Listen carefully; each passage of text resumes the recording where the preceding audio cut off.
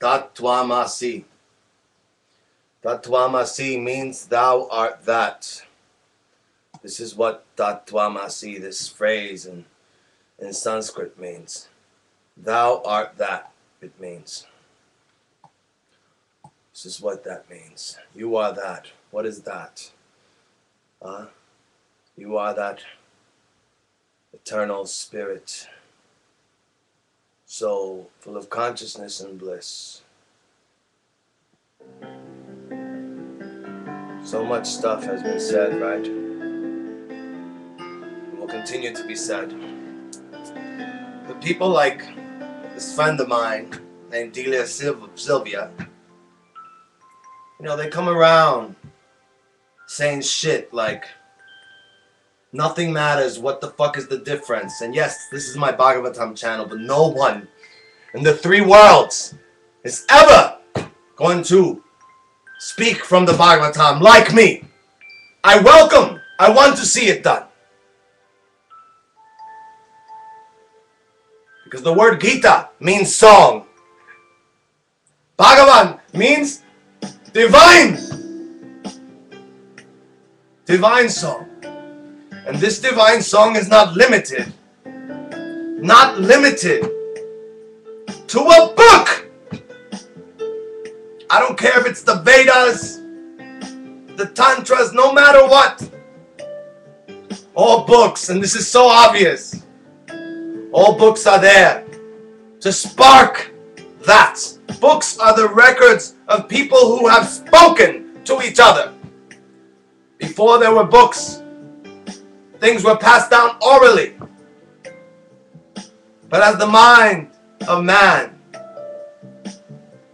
became more and more and more gradually disturbed and far, far away from its pristine purity, then is when writs were needed.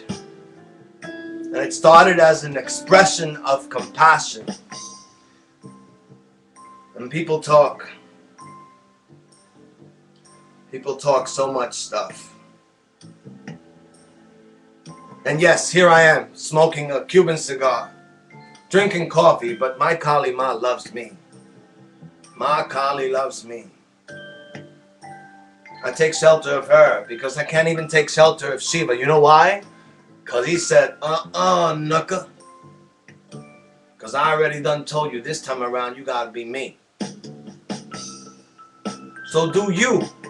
True. But I still need to take shelter of somebody. And who do I choose to take shelter of? Ma Bhagavati. And I don't care if all of you think I'm crazy. Because we all are crazy. And so for those of you who know about this, talk about the ages. You have Satya, the golden age, then you Yugas, they're called. You have Satya, the golden age, then you have Treta, the silver age, yeah, and then you have Dwapara, the bronze age, and then you have Kali, the iron age. I'll get into that in some other clip in another channel. Because right now I'm going to focus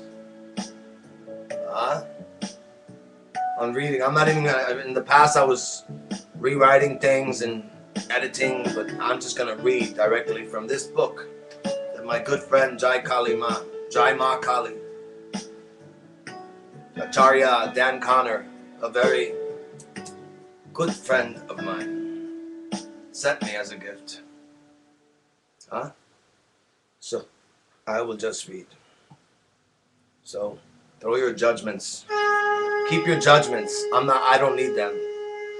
I really don't. And so I meditate on Maya Devi, who creates, preserves, and destroys the universe. Maya Devi, who is composed of the three qualities known as sattva, pure existence, Rajas, the passion, the desire to be. And tamas,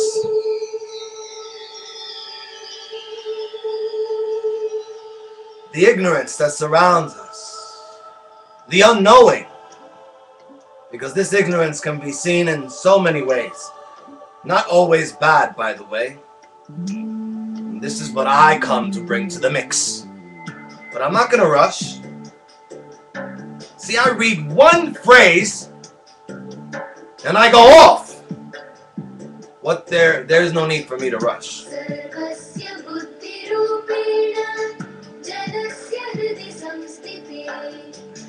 And now I describe the whole of the Puranas, the whole of the legends. Huh? Now, you all better hear. Because I'm not some dancing monkey. Huh?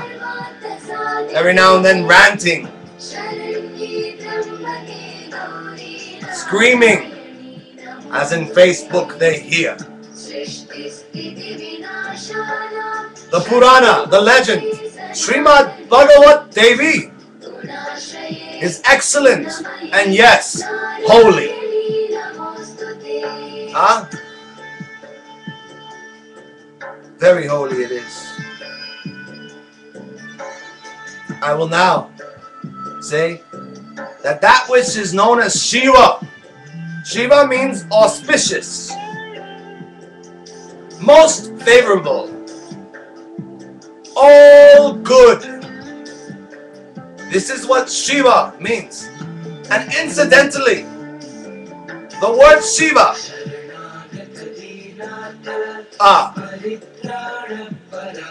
is even beyond Sanskrit origins. It is pre-Sanskrit. This is a known fact. And if you research deeply enough, you will find this. Shiva belongs to even Dravidian, even pre-Dravidian culture. And if you research, you will also find this. But the ultimate Shiva, of which I know, of which I am but a speck, a smidgen of, regardless of whether any of you think that I'm on some false ego trip. No, correction. I am on the only ego trip. So Shiva is beyond prakritic attributes. What is prakriti? Prakriti is a Sanskrit word that means nature. Nature. And Shiva is beyond nature. As nature, prakriti, mula prakriti, mula means root, is beyond Shiva. They're constantly like this, dancing, embracing in bliss, because they cannot be separated from one another. Shiva is beyond all attributes, and yet clothing him, herself, because Shiva is both male and female. And so Shiva is beyond all these attributes, beyond gender, and yet Shiva is ever donning the garments of form, hence attributes. Who can understand this with mere intellectual gymnastics? Shiva is eternal and everywhere present.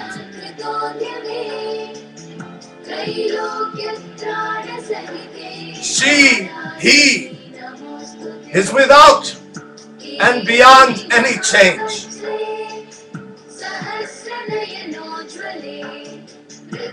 Immutable. No transmutation possible for that. Shiva. only attainable by yoga. And what is yoga really? It is not putting yourself in pretzel shapes. Hatha yoga, ha, sun, ta, moon. It is a very great and ancient science. And people lose the point. People lose the point. Asana means posture. Right now I'm in asana. Shavasana, you want to call it. Yoga means union. Union. So this Shiva can only be attained through a union of body, mind, and spirit. And the union of body, mind, and spirit is what I call soul. There is no other soul but that.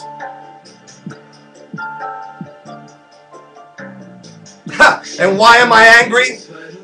Because I am Rudra!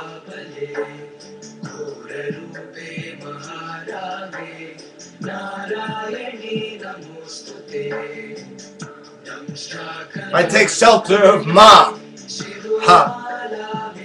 For she is the refuge of the universe. Nay, of all the endless universes. For there are endless universes. What to speak of worlds and galaxies.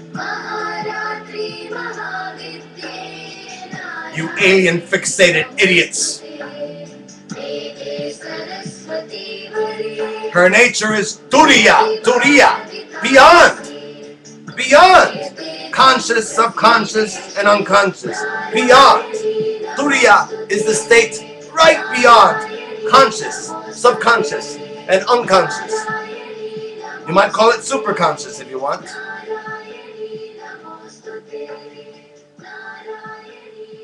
Narayani Namostute. Narayani Namostute. Narayani Namostute. Ashe. Om Namah Shivaya. Hare Krishna, Krishna Krishna, Hare Hare. Hare Ram, Ram Ram, Hare Hare. Moyuba Olodumare. Ashe. Don't be so quick to assume you know who and what I am. And if you come to me with silly questions, who are you? Are you this one? You're that? You know what I'll answer? I'll go like this. I'm this. I'm the finger up your fucking ass! Hare Krishna! Fuck with me.